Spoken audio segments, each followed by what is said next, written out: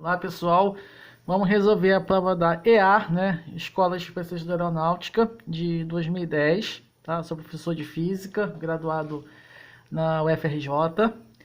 E nós vamos comentar, vamos mostrar caminho mais fácil para que nós possamos fluir bem, tá? E vamos ver métodos para poder que possa nos auxiliar na hora da prova. Acima de tudo, muita prática e muita calma. Então, vamos lá. A maioria da substância tende a diminuir de volume e contração e tende a aumentar de volume e dilatação, com o aumento da temperatura, né? Em questão de física térmica, quando aumenta a temperatura, o volume do corpo aumenta. Da mesma forma, quando diminui, ela também se comprime, né? Em física, a gente chama que ela se comprime. Assim, desconsiderando as exceções, quando diminuímos a temperatura de uma substância, sua densidade tende a observação, considere pressão constante. Então, é só você lembrar sobre a questão da troca de calor, né? Porque quando você coloca um ar-condicionado, por exemplo, o que acontece? Justamente para poder resfriar, né? O volume, a parte mais densa, tá? Quando está mais frio, ela desce, né? Ela tende a aumentar a sua densidade, e quando a menor densidade, ela o quê? Ela vai para cima, que é o ar quente. Então, nós podemos o quê? Sublinhar, diminuímos a temperatura. Então, podemos concluir que a nossa o quê? Densidade vai diminuir. Então, vai o quê? Diminuir, aumentar, manter-se invariável, aumentar ou diminuir, dependendo do intervalo de temperatura considerado.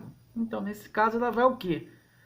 Aumentar, né? Quando você diminui a temperatura, a densidade aumenta. Aí está nesse caso aí os comentários. Como a densidade com a temperatura diminuída, logo ela aumentará. Alternativa B. Beleza? Questão 77. Uma lupa é basicamente uma lente convergente, né, com pequena distância focal, colocando seu objeto entre o foco e a lente. A imagem obtida será, né, nesse caso que a gente coloca uma lupa, nós queremos o quê? Enxergar uma coisa bem pequena no formato grande, né? Então, provavelmente, nossa imagem vai ser o quê? Ampliada. Vamos analisar. Real, direita e maior, não. Virtual, direita e maior. E real, invertida, menor. Virtual, invertida e menor. Nesse caso, né, quando você quer o quê? Uma imagem virtual, direita, maior do que o objeto. Porque você quer o quê? Aumentar a sua visibilidade. E a questão 78, um estudante de física coloca um anteparo com o orifício na frente de uma fonte de luz pontiforme. Quando a fonte de luz acesa, um dos raios de luz passa pelo orifício do anteparo, que está a 10 cm de altura da superfície plana, e produz um ponto luminoso na parede, a 50 cm de altura da superfície, conforme a figura. Sabendo que a distância entre o anteparo e a parede é 200 cm, determine a distância em centímetro entre a fonte luminosa e o anteparo. Então, nós vemos o seguinte, tem a parede, você tem um raio de luz, o anteparo e as direções ali da luz ali, aquelas setinhas ali, né? Você tem a altura que é 50 centímetros, né? Embaixo você tem 200 centímetros e X, né? E a altura do anteparo é 10 centímetros. Então, nesse caso aí, nós vamos fazer o quê? A semelhança de triângulos, né? Você pode observar que 10 centímetros está para X, assim como 50 centímetros está para X mais 200. Aí tem as opções, né? É 5, é 25, é 50 ou 75. Né? Nós vamos conferir agora. Então, né, nós aplicamos a relação de semelhança de triângulos, verificamos que 10 está para x, assim como 50 está para 200 mais x. Nós fazemos a multiplicação de fração, né, que vai ficar 10 que multiplica 200 mais x igual a 50x. Então, vai ficar 2.000 mais 10x igual a 50x, né? O 10x vai passar para o outro lado com o sinal negativo. Vai ficar 2.000 igual a 50x menos 10x, né? Fazendo os cálculos, 2.000 dividido por 40 igual a 50. Logo, a alternativa vai ser C, 50 centímetros. Beleza? Então, Então vamos passando.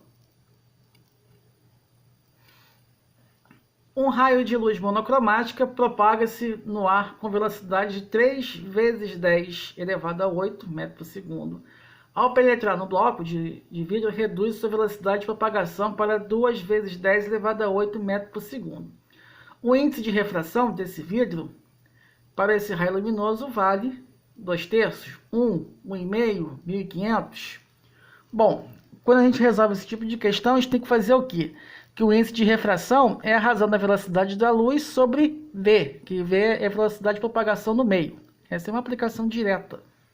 É só você dividir 3 vezes 10 a 8 sobre 2 vezes 10 elevado a 8. É só uma questão de feedback, né? Quando a gente vê a questão de estrelinhas, aí asterisco, significa potência. Então, 3 dividido por 2 dá 1,5, porque 10 elevado a 8, 10 elevado a 8 vão o quê? Vão se cancelar. Aí, né? Aí tem os comentários, né?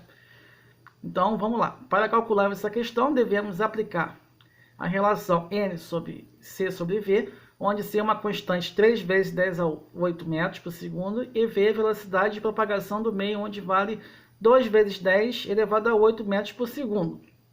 Então, vamos substituindo. N é igual a 3 vezes 10 elevado a 8, no lugar do V, 2 vezes 10 elevado a 8. Então, achamos 1,5, que é a alternativa C, né? Como nós falamos agora há pouco.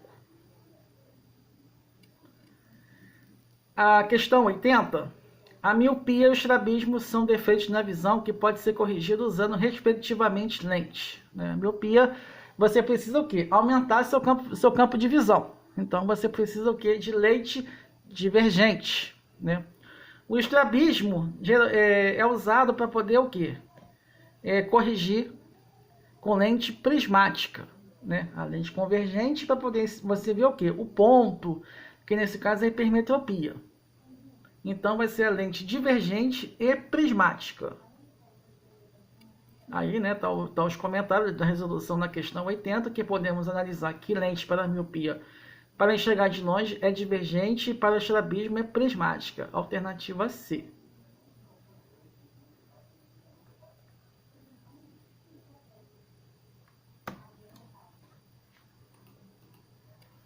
A questão 81. Um pulso, ao propagar-se em uma corda, encontra um extremo fixo e sofre reflexão. Ao retornar, o pulso refletido terá... É o seguinte, é só você pegar um extremo, um lugar que você possa prender a corda, né, e você vai esticar a corda toda. Você mesmo vai provocar um pulso. Aí você vai ver que com o mesmo pulso que você emite para aquele local, ela vai voltar o quê? Com fase invertida e o mesmo comprimento de onda. Que nesse caso é a letra D.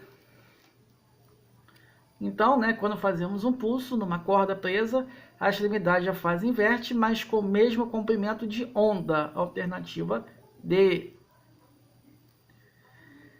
As figuras abaixo representam ondas sonoras emitidas por 3 dispositivos diferentes, né? Agora vamos analisar a questão 82. Né? Você tem uma onda, né? Você tem um decibel e o período, outra é uma onda meia triangular e outra onda. Né? Se vocês observarem, está o quê? Então, no mesmo período e da mesma intensidade de cada um.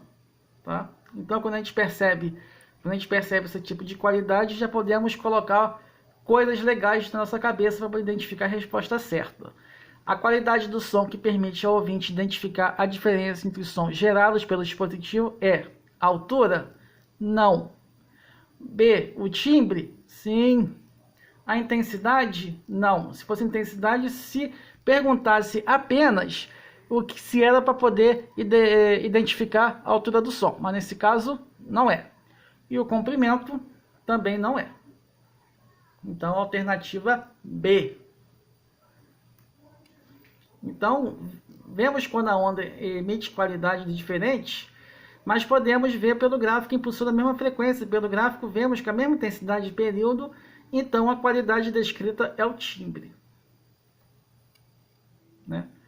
A questão 82, uma certa amostra de gás ideal recebe 20 joules de energia na forma de calor, realizando transformações AB indicado no gráfico pressão P e vezes volume V. A seguir, o trabalho realizado pelo gás na transformação AB em joules vale.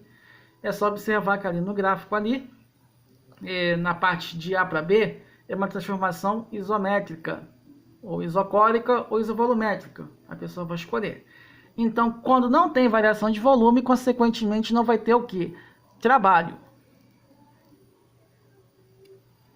Aí no caso vai ser o que? 20, 10, 5 ou 0. Então nós vimos agora há pouco no comentário que a alternativa vai ser D, é 0, né? Quando não varia volume, então não realiza trabalho.